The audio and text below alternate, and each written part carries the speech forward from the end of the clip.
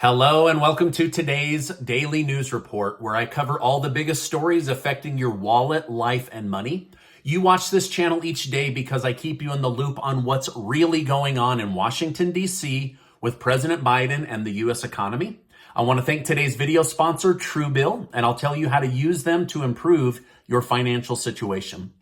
Gas prices have now risen for 17 days in a row. President Biden wants you to believe that this is all the fault of Russia. However, gas prices were already on an upward trend, reaching over $3.30 a gallon before the invasion started. The Energy Information Administration estimates that an average American will pay over $500 more for gas this year than over last year. What this basically means is that the stimulus checks provided by the government are now being taken back in the form of inflation. In fact, based on increases in gas, food, rent, and utilities, some analyst groups suspect we've given back every stimulus dime and more because of this crazy inflation. And who's the number one benefiter of all of this? The U.S. government. So they're basically getting back everything that they gave us and more. The White House has now confirmed that President Biden will take a trip to Saudi Arabia, where he will meet with the Crown Prince. Over the last few weeks, Biden has gotten massive hate for his move, as the Crown Prince has been tied to the murder of an American journalist. However, some argue that this meeting with the Crown Prince is necessary to bring about the greater good, as reports have shown that the Crown Prince is critical to getting a ceasefire agreement in Yemen's civil war that has been going on for 7 years now. Talks about human rights violation and oil production increase will also be on the table. One of Biden's campaign promises was to make sure that the Saudi prince paid the price for the murder of an American journalist, but we'll see if that actually comes up or if anything happens. However, at this point, stopping the war in Yemen, where we continue to send money and U.S. troops and lower the price of gas, would be great in my mind. So he may have to do the greater good to help lower the prices here in the United States. President Biden yesterday said he is definitely planning to run for president in 2024. He believes the country would benefit from his powerful leadership for 8 years, not just 4. He also said, look at all that I have done in the first 15 months as president. So he sees himself as doing a really, really good job and believes that the American people would benefit from 8 years, not just 4 years. Now, I'll be honest with you, this was terrifying to a large percentage of the American people. About 80% of the country believes we're headed in the right direction, while about 20% of the country saw this as a breath of fresh air because they believe Joe Biden is doing an excellent job. Senator Bernie Sanders said today that if Biden does run in 2024, that he won't run, and he won't attempt to primary Biden by supporting a different candidate. So basically, he's doubling down on Biden in 2024. However, within Democrat leadership, they are already planning to oust Biden and replace him with somebody like Ro Khanna from California or AOC from New York. There is no talk of putting Kamala Harris as the front runner at this point.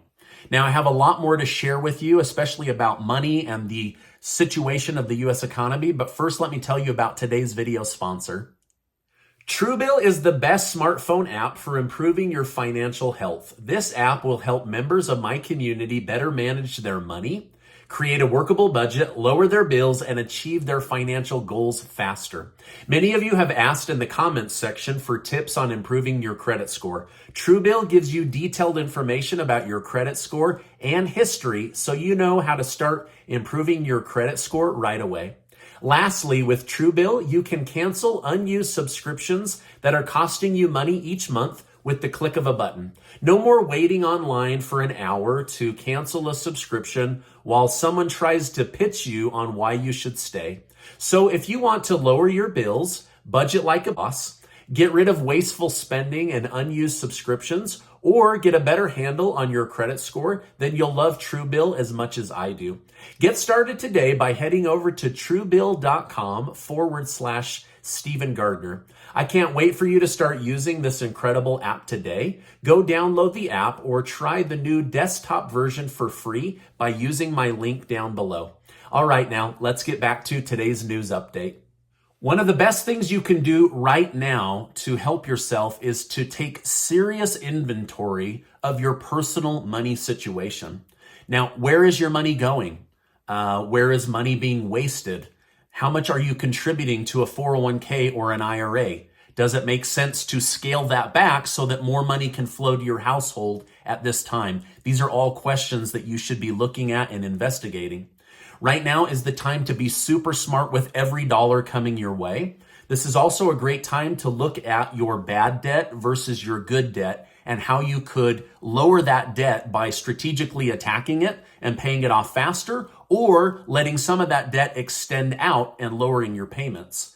How much cash flow you have coming in right now and where you could increase that by scaling back retirement contribution or refinancing a car note to extract some equity to pay off debt while keeping the same payment, or redoing that auto note to lower your payment. These are all things that you should be looking at right now, as every dollar counts. You can't control the U.S. economy, and neither can the most brilliant minds in Washington, D.C. that for months denied that inflation was going to hurt us. But you can control your own household economy if you're smart about every dollar coming your way.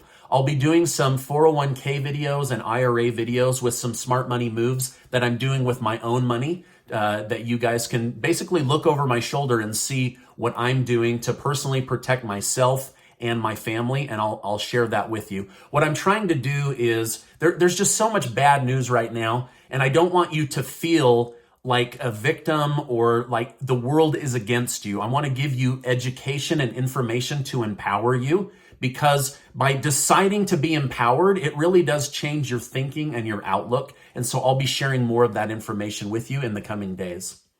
After Justice Brett Kavanaugh was nearly killed over the draft decision made by the Supreme Court on abortion, the House planned to vote on a security bill that would protect these judges and their family members.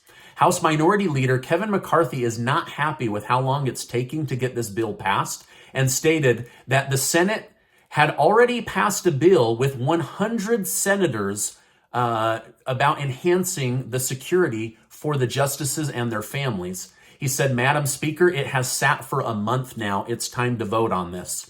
Well, just this morning, a bill was passed in the House to protect Supreme Court justices. The bill passed with 396 yeses and 27 noes. All 27 people that voted against protecting Supreme Court justices and their families were Democrats. Top Democrat leaders such as Steny Hoyer, who is just under Nancy Pelosi in the House, said he was shocked by how many of his colleagues do not want to protect Supreme Court judges. Former Federal Reserve Chairman Ben Bernanke said he believes Jerome Powell and the Fed can avoid an apocalyptic recession if they play their cards right. The biggest problem is the Fed is a house of cards built on a foundation of massive debt.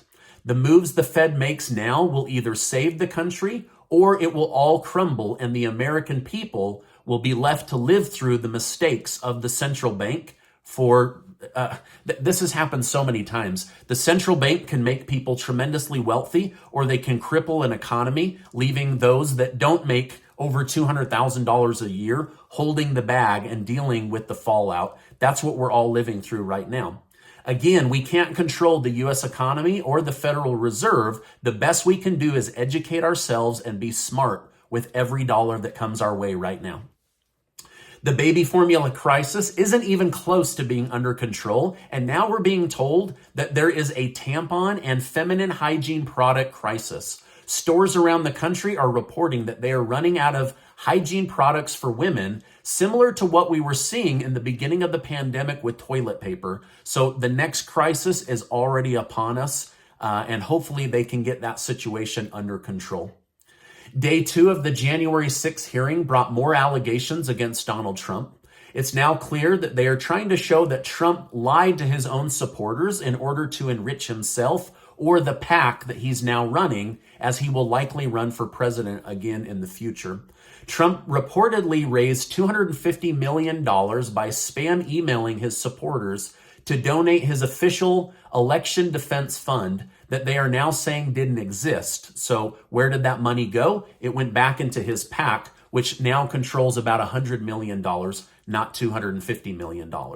Now, following these allegations, Trump released a 12-page paper where he stated they are desperate to change the narrative of a failing nation and that they are hoping that these hearings will somehow alter their failing prospects. Trump ended the 12-page paper with a tease of his election bid. He stated the hearings are merely an attempt to stop a man that is leading in every poll against both Republican and Democrats by wide margins from running again for the presidency. Now, here's what's really interesting. When chair of the committee, Benny Thompson, was asked if they would refer criminal charges to the Department of Justice, he stated, "That's not our job. Our job is to look at January 6th, what caused it, and make recommendations after that. We don't have that authority." Following these statements, Vice Chair Liz Cheney of Wyoming wrote, "The January 6th committee has not issued a conclusion regarding potential criminal referrals. We will announce a decision on that at an appropriate time." Now, if they do decide to make this referral, they will get backlash from those that believe this is an additional witch hunt against the former president. However, if enough evidence is presented, then they will make a referral to the Department of Justice. Attorney General Merrick Garland stated that he is keeping a close eye on the hearing, hinting at the fact that he may consider pressing charges if enough evidence is shown. My guess is that the committee won't make a recommendation to go after Trump, but the Department of Justice will decide on their own to go after Trump. We'll see what they end up doing. Coinbase is now firing 18% of their employees after fear of an incoming recession continues to grow. CEO Brian Armstrong stated, "We appear to be entering a recession after 10 plus years of economic boom, a recession that could lead to another crypto winter and could last for an extended period. If past crypto winters, trading revenue declined significantly. As prices for crypto continue to plummet, this could be the new trend for businesses that hold large portions of cryptocurrency, saying we are no longer accepting payment with Bitcoin or Ethereum until things stabilize." So basically, he's predicting that crypto is going to go into a winter. It's not going to die or go away, and then it will have a big comeback later. But he says it'll all depend on what the banks and businesses do as far as accepting crypto. Amazon announced it is now ready to test the future of delivery technology. In one California city, Amazon will now offer Prime Air drone delivery service. The drones will be able to carry packages up to 5 pounds in weight and may be able to offer same-day delivery. So if you order it, hours later, your package might show up and be flown in on a private drone. Did you ever think that we would have drones personally delivering things to our house? Let me know your thoughts in the comments. I feel like we're living in an episode of The Jetsons, which is a cartoon that I used to watch about the future when I was a kid. Let me know your thoughts in the comments. Anyway, there's just so much going on right now, but I want to empower you with good information so that you guys can make decisions about how to spend your money, how to invest your money, how to save your money. At the same time, when you feel empowered, you're less afraid of what's going on. And so I want to help bring that to you. I don't want people falling into a funk. Like we are living through hard times. I will admit that, but remaining as optimistic as you can without being in denial is really, really important during difficult times. Now, Casey and I are keeping our word. Even though things are going crazy right now, we're still giving away that $6,000 in cash to be helpful to members of our YouTube community, thanks to generous video sponsors. And so I'll make sure to leave a link in the video description, not in the pinned comment today, but in the video description. Also, make sure to check out Truebill. You guys, I let them be a sponsor on my channel because I truly believe their app can help you be better with your budgeting, with any wasteful money that's going out the door that maybe you're not aware of. It can also help you repair your credit, which is huge for getting better deals on auto loans and home loans and things like that. So make sure to check out their link below. Now, before you go, I just want to remind you that you are amazing. Please, I know we're living through hard times, but feel empowered. You're capable of so much. Be strong, hold tight. We're going to get through this as a nation. And I appreciate you being in my community. And I will see you on the next video.